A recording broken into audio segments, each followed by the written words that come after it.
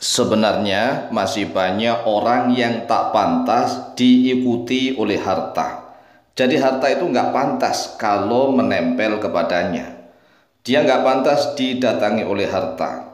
Kalau seandainya harta itu datang juga nggak kerasan, nggak betah kepadanya. Sehingga harta itu langsung lari lagi, pergi lagi, hilang lagi.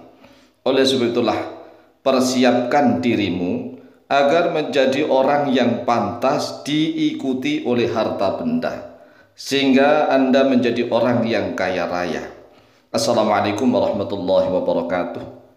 Bismillah walhamdulillah wassalatu wassalamu ala rasulillah Sayyidina wa maulana Muhammadin ibn Abdillah wa ala alihi wa sahbihi wa mawalah. Wala hawla wala quwwata illa billah, amma ba'd. Saudaraku kaum muslimin wal muslimat rahimakumullah. Wabil khusus saudara-saudara kami para pecinta dan subscriber channel YouTube Al-Mu'alim Center dimanapun berada, yang tidak lupa dan tidak bosan-bosannya senantiasa kami doakan, semoga Allah Azza wa Jalla memberikan kesehatan, sehat walafiat lahir dan batin. Semoga Allah Jalla Jalaluh memberikan rizki yang melimpah ruah, harta yang barokah, menjadikan anak-anaknya anak-anak yang soleh dan solihah, dzurriyyahnya dzurriyyah yang thayyibah, hidupnya sukses, bahagia dan selamat di dunia dan di akhirat. Amin amin Allahumma amin. Saudaraku kaum muslimin wal muslimat rahimakumullah, ketahuilah bahwa harta adalah laksana jodoh. Jadi harta itu ibarat jodoh. Siapa yang berjodoh dengan harta? Karena banyak orang yang selalu mengejar harta, tetapi harta selalu lari menjauh darinya. Sedangkan di sisi lain, ada orang-orang yang hidupnya kelihatannya santai-santai, namun selalu dikejar-kejar oleh harta. Oleh sebab itu, persiapkanlah dirimu dengan sebaik-baiknya agar menjadi orang yang pantas diikuti oleh harta. Ini ingatnya, diikuti oleh harta, agar menjadi orang yang pantas didatangi oleh harta setiap saat. Harta senantiasa mengejar-ngejar kepada kita. Perhatikanlah hadis berikut ini. An Zaid bin Thabit radhiyallahu anhu qala. Telah diriwayatkan dari Zaid bin Thabit radhiyallahu anhu qala, berkata oleh beliau, Sami'tu Rasulullah sallallahu alaihi wasallam yaqulu. Sami'tu, telah mendengar oleh aku, kata Zaid bin Thabit, Rasulullah, kepada Rasulullah sallallahu alaihi wasallam, yaqulu, sedang bersabda oleh Rasulullah sallallahu alaihi wasallam, Man kana di dunya hammahu farraqallahu alaihi amrahu wa ja'ala faqrahu baina 'ainaihi wa lam ya'tihi minad dunya illa ma kutiba lahu wa man kanatil akhiratu niyyatahu jama'allahu lahu amrahu wa ja'ala ghinahu fi qalbihi wa atathu dunya wa hiya raghimatun. Akhrajahu Ibnu Majah. Rasulullah sallallahu alaihi wasallam menjelaskan, man kana di dunya hammahu, man siapa saja kanat yang ada dunia oleh dunia ini, hammahu yaitu niatnya, tujuannya, faraqallahu alaihi amrahu, maka akan mencerai beraikan Allahu oleh Allah alaihi atasnya man amrahu, pada urusannya, wa ja'ala faqrahu, dan menjadikan oleh Allah faqrahu, pada kefakirannya, kemiskinannya, baina ainaihi, di antara kedua matanya, walam yati, dan tidak akan datang kepada dia, minat dunia, daripada harta dunia ini, illama, kecuali sesuatu kutiba lahu, yang telah ditetapkan untuknya saja, wa man kanatil akhiratu, dan siapa saja kanat yang ada, al akhiratu oleh akhirat, niyatahu yaitu niatnya, hidupnya dia, jama'allahu, maka akan mengumpulkan Allah oleh Allah, lahu baginya man, amrahu, pada urusannya, wa ja'ala, dan akan menjadikan oleh Allah ghinahu, pada kekayaannya, fi qalbihi, di dalam hatinya, wa atathu, dan akan datang kepadanya ad-dunya, oleh harta duniawi, wahya, dalam keadaan bermula dia harta duniawi, raghimatun, yaitu mengejar-ngejar kepadanya.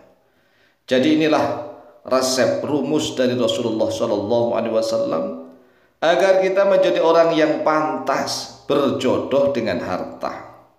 Coba kita renungkan. Selama ini banyak sekali orang-orang yang senantiasa mengejar-ngejar harta, mau usaha ini usaha itu, tetapi justru malah modalnya yang habis, bangkrut, hartanya lari menjauh. Sedangkan banyak orang yang kelihatan hidupnya santai-santai, enak, mulia, tetapi senantiasa dikejar-kejar oleh harta. Lalu bagaimana cara kita menjadikan diri kita agar pantas berjodoh dengan harta? Menurut resepnya Rasulullah, yang pertama, kita tata niat hati. Kita tata niat di dalam hati dengan sebaik-baiknya. Niat hidup kita ini untuk ibadah. Niat hidup kita untuk ibadah, mengabdi, menyembah kepada Allah Azza wa Jalla. Lalu bagaimana kita akan butuh harta? Harta itu harus dikejar, tapi dengan maksud harta akan dijadikan wasilah, perantara saja. Perantara, wasilah, jembatan saja. Agar kita bisa beribadah.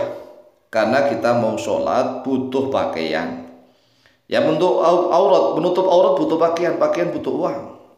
Butuh sajadah kadang-kadang. Butuh mukena, butuh macam-macam. Belum lagi kita mau sedekah, butuh uang. Belum lagi kita zakat, butuh uang. Belum lagi kita haji, butuh uang. Belum lagi tatkala kita mencari ilmu agama Islam, butuh uang. Kita ngaji itu butuh uang. Masa ngaji nggak butuh uang? Tetap butuh uang. Oleh sebab itulah niat dalam hati yang baik. Ya Allah, berikanlah aku harta sebanyak-banyaknya untuk bekal. Bekal nih, modal ibadah kepadamu. Kalau niatnya salah, mencari harta hanya ditumbuk-tumbuk, setelah mendapatkan harta, kemudian dia lupa kepada Allah, maka harta itu tidak akan betah. Nggak akan betah walaupun pernah berhasil dia memperoleh banyak harta. Pernah berhasil. Tetapi harta itu nggak betah, nggak kerasan bersamanya. Dia akan lari lagi, pergi lagi. Nah, sekarang paham kan? Jadi tata niat dalam hati yang baik. Hidup kita untuk akhirat, untuk mengejar akhirat. Sedangkan ibadah itu butuh harta. Maka tatkala kita meminta harta kepada Allah Azza wa Jalla, niat kita sebagai perantara, lantaran, wasilah saja.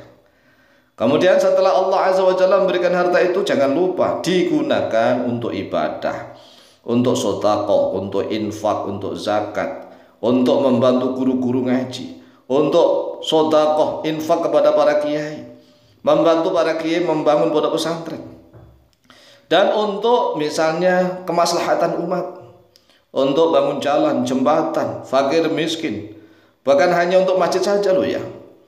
Jalan, jembatan itu sangat penting. Membantu tetangga kanan kiri juga sangat penting. Inilah niat ibadah yang benar. Kalau niatnya benar, insya Allah harta itu mengejar-ngejar. Tapi ingat, jangan hanya sekedar niat, kemudian malas-malasan. Orang yang senantiasa malas juga akan sulit dihinggapi oleh harta. Harta itu sulit, akan kerasan kepadanya. Lalu orangnya malas-malasan. Harta sebenarnya mau datang, mau menghampirinya. Tetapi ternyata orangnya nggak butuh harta itu, malas-malasan. Hanya dia tamani artinya panjang angan-angan saja. Angan-angannya melambung tinggi, ingin menjadi orang yang kaya. Tetapi tubuhnya dia malas-malasan. Banyak sekali keluhan, ngeluh sana ngeluh sini, maka harta tidak akan kerasan kepadanya.